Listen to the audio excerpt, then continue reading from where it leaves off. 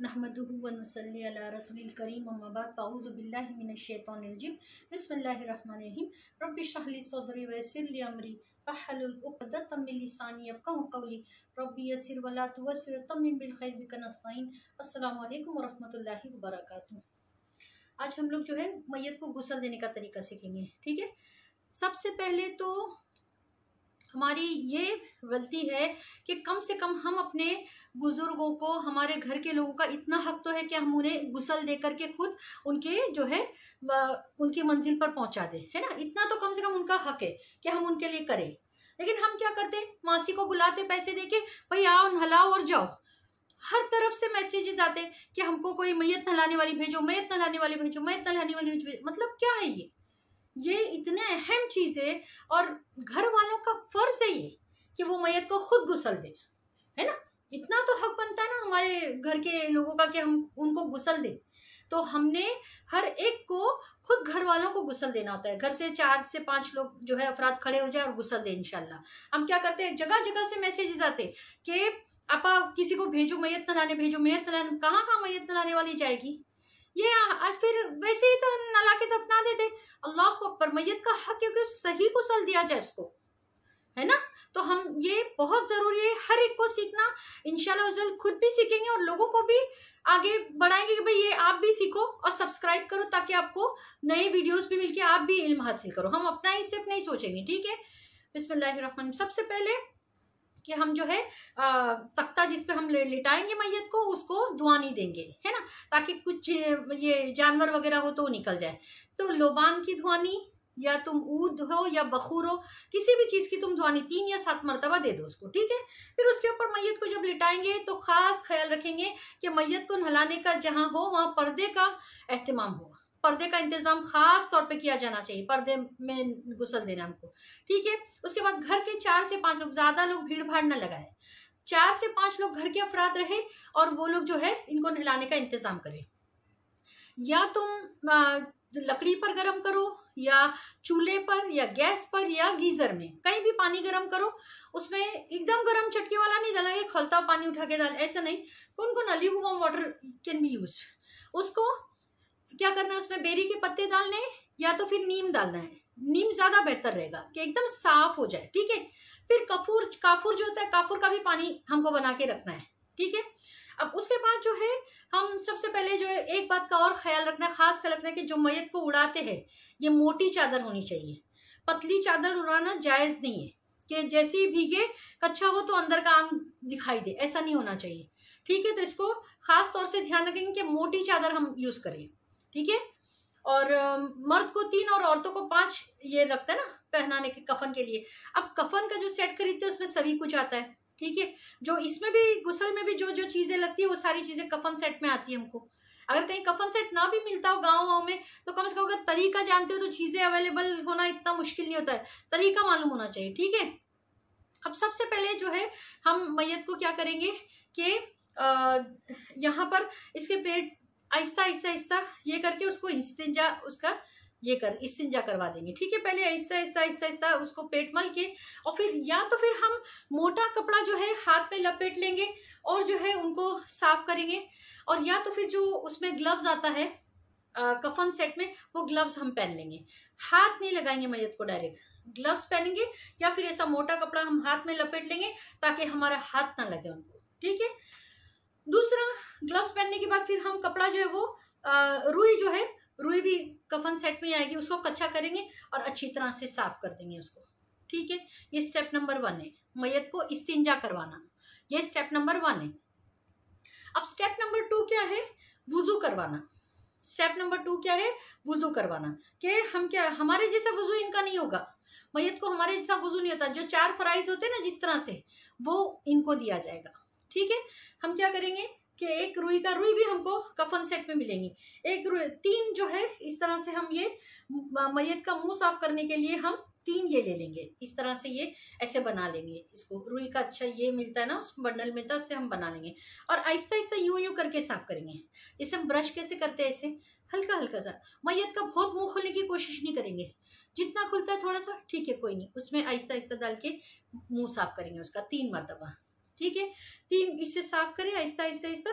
फिर ये रखिए, फिर उसके बाद हमने 6 ये लेने हैं, 1 2 3 4 5 और ये 6 ये लेंगे। 3 ये नाक में साफ करेंगे और 3 ये नाक में, एक नाक के लिए 3, एक नाक के लिए 3। इसको कच्चा कर लेंगे, इसको कच्चा कर लेंगे, भिगा लेंगे। और फिर इसको किस तरह साफ करेंगे, देखो ये इस तरह से साफ होगा, ऐसे गोल घुमाते हुए ऐसे, और अंदर तक के नाक में जो है डाल करके हमको अच्छी तरह से साफ करना है, नाक कच्चा कर लेना है, इसको भिगा लेना है, ठीक है। और फिर नाक 3 इस एक नाक में और दूसरी नाक में 3, इस तरह से साफ करने के बाद अब मुंह और नाक हो गया, ठीक है। फिर हम क्या करेंगे, जो है मुंह पर ऐसे हाथ रख देंगे और पानी डाल देंगे ताकि ये धुल जाए, ठीक है, ये हो गया। फिर उसके बाद हम हाथ धुलाएंगे, हाथ धुलाने के बाद फिर हम मसा कर लेंगे सर का ऐसे करके, और दोनों पैर धुला देंगे। तो ये अब वुजू हो गया। सबसे पहले इस्तिंजा करवाए, दूसरा जो स्टेप हुआ वुजू करवाना, जो 4 फराइज होते हैं वो वुजू करवा लिया हम लोग ने, ठीक है। उसके बाद फिर हम क्या करेंगे, मैयत के बाल धोएंगे। चाहे तो हम ये उसमें कफन सेट में वो भी आता है साबुन, या तो हम साबुन या तो फिर हम शैम्पू से उसके बाल धुला लेंगे मैयत के, अच्छी तरह से धो करके उसको फिर पानी डाल के बाल धो देंगे उसके, ठीक है। बाल धुल गए, उसके बाद फिर हम क्या करेंगे, अब इस्तिंजा हो गया, वुजू हो गया, बाल धुल गए, फिर हम बाएं करवट पे लिटाएंगे, बाएं करवट पे, जैसे यूं बाएं करवट पे।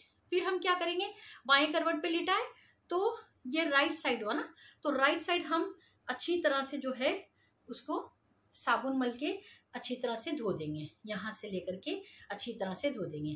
फिर राइट साइड हो गया, फिर हम लेफ्ट साइड धो देंगे, इस तरह से ऐसे मैयत को ये कर लेंगे आहिस्ते से, फिर ये पलटा के फिर इसको लेफ्ट साइड से अच्छी तरह धो लेंगे, ठीक है।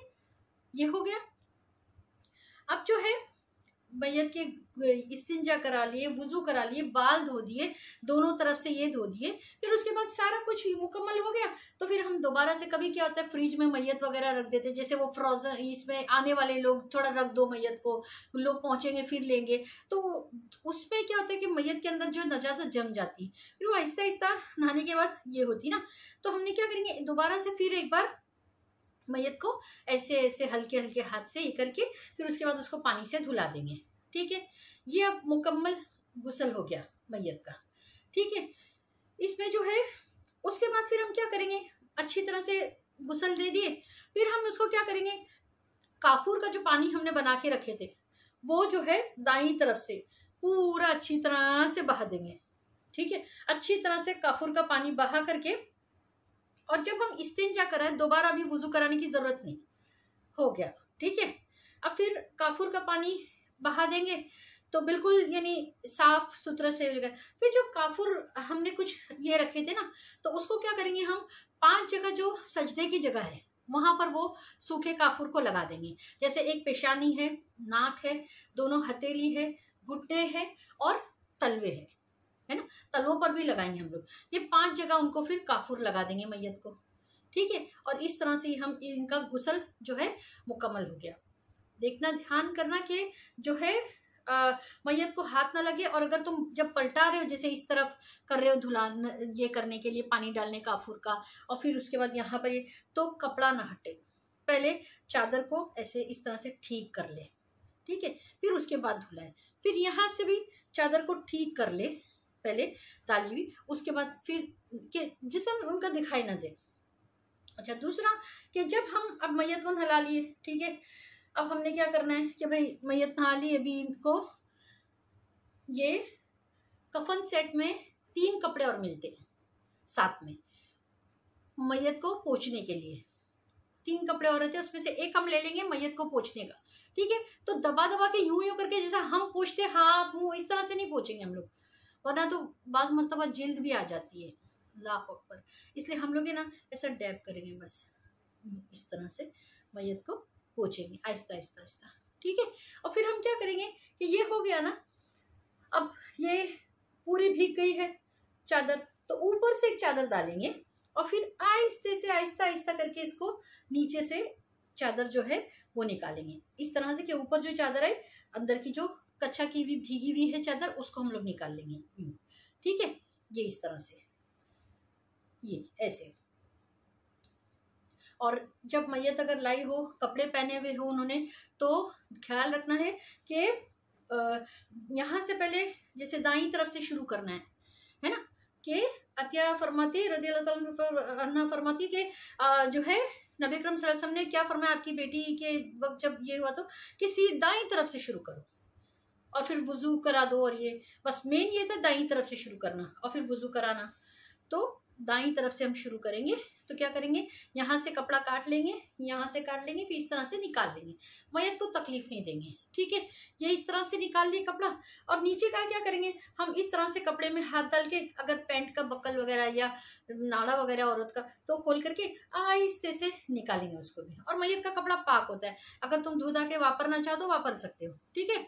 इसमें कोई ये नहीं कि मैयत का कपड़ा पाक नहीं, पाक रहता है कपड़ा, धो के वापर सकते हो तुम। इस तरह से हमारा गुस्ल मुकम्मल हो गया, और इंशाल्लाह अल्लाह सुब्हाना तक़द्दुस हमको हिदायत दे कि हम आगे बढ़ के लोगों को गुस्ल दे, और जो है इसके नेकियों से हम फैज़याबाद हो इंशाल्लाह अज़्ज़वजल।